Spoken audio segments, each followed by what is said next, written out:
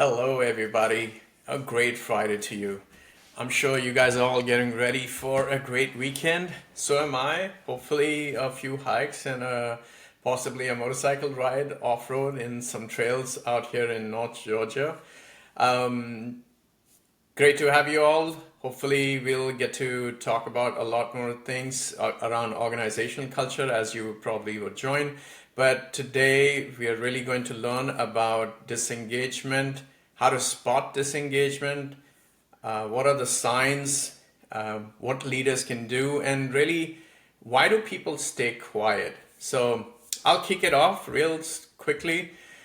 I'm sure you guys are aware of Gallup. They survey across the globe in organizations. And one of their prime reports from 2024 shared a very disturbing fact, and that was that 71% of employees in the United States, and in fact, this statistic is actually true for the globe as well. So 71% of the United States employees are disengaged. That means 7 out of 10 employees are disengaged. 3 people doing actively work. Out of that, even the 71%, there's 17% people that are actively disengaged, which means that they are not even doing the bare minimum that is required from their roles and responsibilities towards their obligation or their obligation towards their organization, which is a huge impact if you think about it to the productivity of any organizations and economy. The stats, what has been revealed by Gallup is that it's about a $2 trillion impact to the productivity of the United States economy. I think there is sorry. I'm just checking my event, and I think there is a technical problem. And that is basically, I messed up in the event. Okay, well, that's not cool.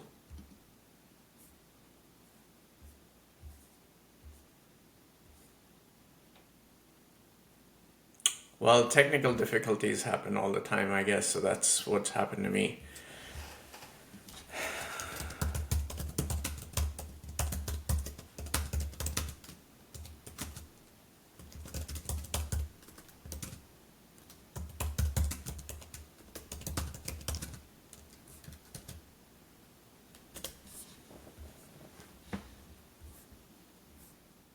That shouldn't have been the case. Anyway, so what we were talking about is that that's a $2 trillion impact to the productivity in the United States economy. Across the globe, that's a $9 trillion impact to the productivity. So if your team won't say it out loud, how do you, as leaders, spot and act on it, right? So what do we see as hidden signs of disengagement? There is reduced initiatives. People just do the bare minimum. They just work from 9 to 5. They're not actively working on any, they just do the minimum, right? There's a lot of silence in the meetings, you would notice. There's no pushback, no new ideas. There's often a withdrawal where cameras are off. There are shorter responses.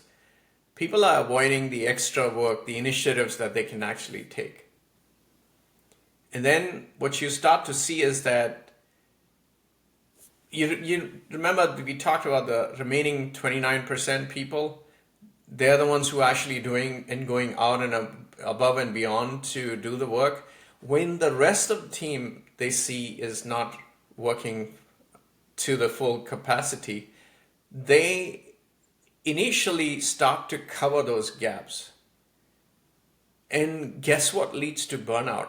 It's these high performers who are trying to fill the gaps, and then they eventually burn out as well.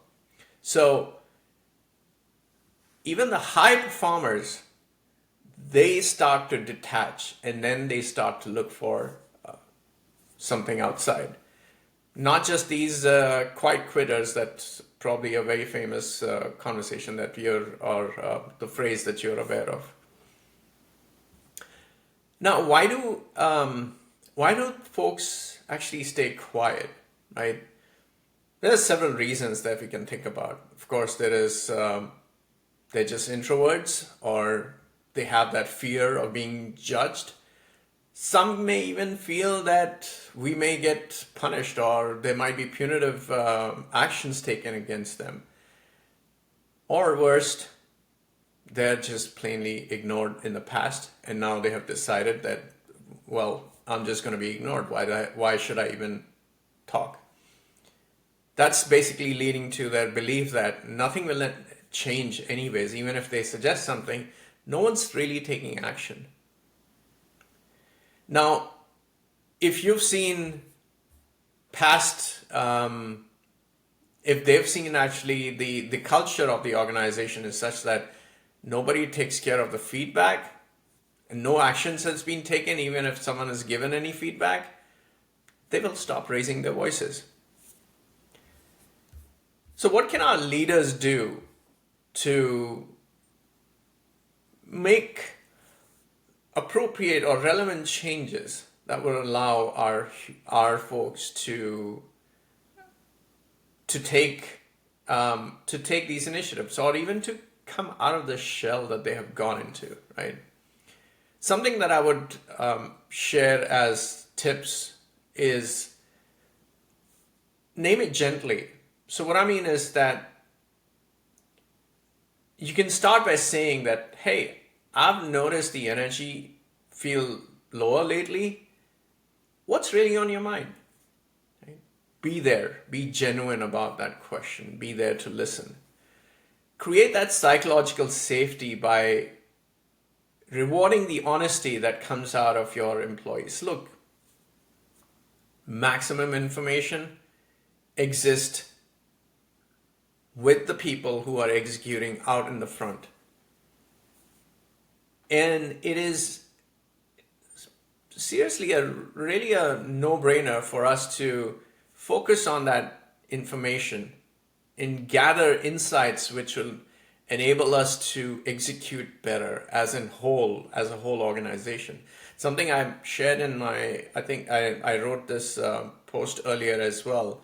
We should not focus purely on the metrics, but focus on what's the story behind the metrics. And that you get by creating that psychological safety, that you enable your people to tell you what's really going on.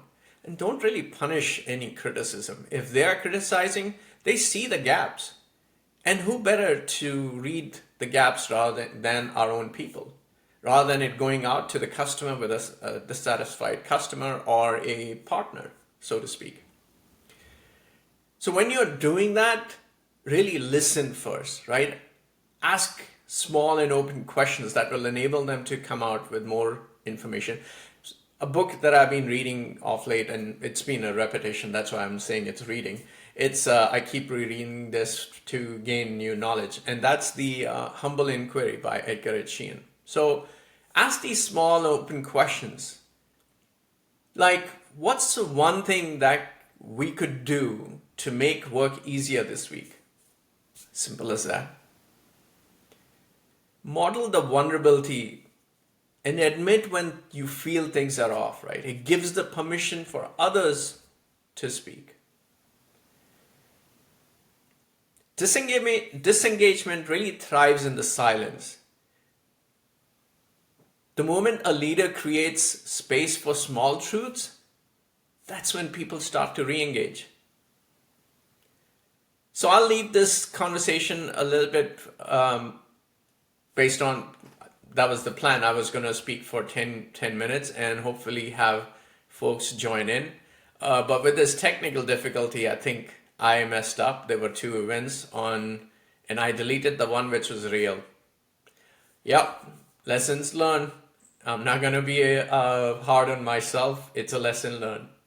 But anyways, what I want to leave as a challenge, and hopefully you will be able to see this video afterwards, is I want to leave you with a challenge. this week in your organization, or anyone, just pick one person in your team and ask them be very curious and ask them the question and then truly listen. That's the one small tip change that I can give you and leave you with, and do that. And perhaps next month we will have another session. We'll continue to focus on disengagement, and really we're all about employee engagement at easini. And if you see, go to our website, that's what we're doing. We're heavily into employee engagement. Shameless plug. We've got a plan called as the Spark Plan. It is a 90-day plan where we start with understanding where you are and take you to the point where you have your own methodology. Of course, we work with you on that to give your team the tools and the processes that they need to really create a sustainable engagement process in your organization. You will see a lot of upside. If you're a $50 million company, you'll see an upside of about $5 to $6 million in a year if you continue to engage your employees. With that, I thank you, and I apologize about the technical difficulties once again, and have a great weekend. Take care.